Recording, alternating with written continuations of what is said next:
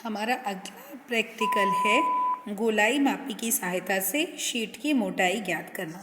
ये जो यंत्र दिखाई दे रहा है ये एक गोलाई मापी है। इस गोलाई मापी में हमें मुख्य स्केल जो कि यहाँ पर दिखाई दे रही है ये मुख्य स्केल है, ठीक है। और यहाँ ऊपर पे हम देख रहे हैं ये जो गोल से दिख रही है ये वृत्तीय स्केल है। इस वृत्तीय स्केल में 0 से लेकर 0, 10, 20, 30, 40, 50, 60, 70, 80, 90 और ये 0, अगेन ये 0 आ गया। अब हमारे पास इस स्केल की गणना, यहाँ पर देखिए ये जो 0 है मतलब मुख्य स्केल का 0 और इस वृत्तीय स्केल का 0, ये दोनों एक ही लाइन में रहना चाहिए। इसका अर्थ है कि हमारी गोलाई मापी में कोई भी त्रुटि नहीं है। ये दोनों 0 कैसे रहना चाहिए? एक ही लाइन में रहना चाहिए। यदि ये दोनों 0 एक दूसरे से ऊपर या नीचे होंगे तो हम इसमें त्रुटियों की गणना करेंगे। इस गोलाई मापी में हमें एक ट्राइपॉड दिख रहा है, मतलब ये जो हम देख रहे हैं इसके नीचे पे लगे हुए 3, यहाँ पर देखिए ये जो 3 दिख रहे हैं 1,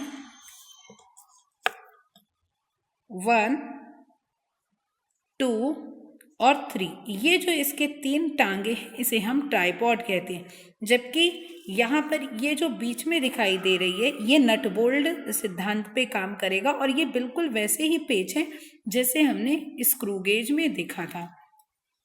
इस फेरोमीटर या इसे हम लोग गोलाई मापी कहते हैं हिंदी में और इंग्लिश में इसे हम इस फेरोमीटर कहते हैं।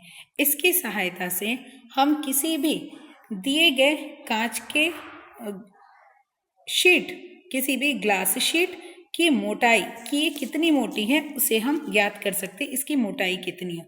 या किसी भी दिए गए कॉइन की मोटाई भी हम लोग ज्ञात कर सकते हैं, मतलब थिकनेस ज्ञात कर सकते हैं इस फेरोमीटर की सहायता से। इस फेरोमीटर को जब हम इस कांच की शीट के ऊपर रखते हैं और फिर हम इस नट को या तो ये ऊपर की ओर आएगा या नीचे की ओर आएगा। तो यदि ये ऊपर की ओर आएगा तो हम यहाँ से देखते हैं कि कितने नंबर्स ऊपर आए हैं। यहाँ से देखिए कितने नंबर ऊपर आया है, तो ये हमारे मुख्य स्केल का पैमाना होगा। और यदि हम बोलेंगे कि वृत्तीय स्केल की माप, तो वृत्तीय स्केल में क्या देखना पड़ता है कि ये जो मुख्य स्केल है ये कहाँ पर जाकर रुके। तो हम देख रहे हैं 70 के बाद 71 और 73वें नंबर पे रुकी है। तो हम 73 मतलब ये जो 73 है उसमें मल्टीप्लाई करेंगे इस फेरोमीटर के अल्पतमांक का। इसका अल्पतमांक होता है 0.001 सेंटीमीटर। जो अल्पतमांक हमने स्क्रू गेज में का था वही अल्पतमांक इस फेरोमीटर का होगा। इस फेरोमीटर की सहायता से या इस फेरोमीटर में जब हम वर्क करते हैं तब हम यहाँ की ये जो डिस्टेंस है, ये जो दिख रहा है हमें, ये जो शार्पनेस दिख रही है वो इस स्क्रीन को या ये जो सतह दिख रही है, जो सरफेस दिख रहा है उसको टच करना चाहिए, ठीक है। तो वो टच कर ले, इसके लिए हम क्या करते हैं एक पेपर यहाँ पर अंदर डालकर देखते हैं कि वो पेपर यदि हमने अंदर डाल दिया और वो पेपर अंदर चला गया, इसका मतलब है कि इसमें जगह खाली है, ठीक है। और यदि वो पेपर अंदर नहीं जा पाया, इसका मतलब है कि हमने जो फिक्सिंग की है या जो भी कुछ यहाँ पर फंसाया है वो ठीक है। मान लीजिए हमने यहाँ पर ये जो स्क्रू लगा रखे हैं वो इस सतह को टच कर रहे हैं। इसे चेक करने के लिए हम यहाँ पर एक पेपर अंदर की ओर डालेंगे और हम देख रहे हैं कि पेपर क्या हो गया, इस जगह से पार आ गया है।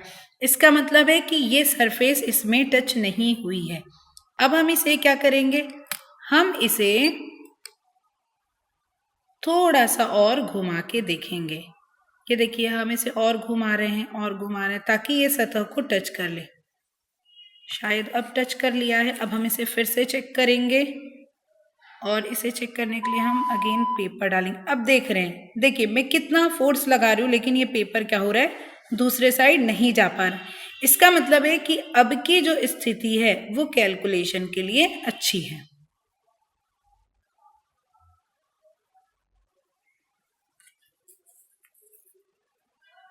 ये देखिए, अब हम कैलकुलेशन कर सकते हैं। तो इसे हम पेपर टेस्टिंग कहते हैं, जो हमें इस फेरोमीटर में करनी चाहिए। कि इस फेरोमीटर में जब अब हम क्या करेंगे, अब यहाँ से देखेंगे कि 0 से ये जो स्फीयर है वो कितने नीचे गया हुआ है। तो देखो 0 से कितने सेंटीमीटर नीचे गया हुआ है। 0 से ये जो स्फीयर है 1 सेंटीमीटर नीचे है, तो ये होगा 1 मुख्य स्केल का मान। तो सेंटीमीटर में भी कितना होगा, 0.1 सेंटीमीटर मुख्य स्केल का मान। और वृत्तीय स्केल के लिए 30 40 के बीच में है, इसका मतलब 35 36 37। 37 का गुणा किस में हो जाएगा, 37 किससे मल्टीप्लाई होगा, 0.001 से 37 मल्टीप्लाई होगा, और वो ऐड किस में हो जाएगा, 0.1 सेंटीमीटर में। इस प्रकार हम किसी भी दिए गए शीट, सिक्के या किसी भी वस्तु की मोटाई इस फेरोमीटर की सहायता से ज्ञात कर सकते हैं।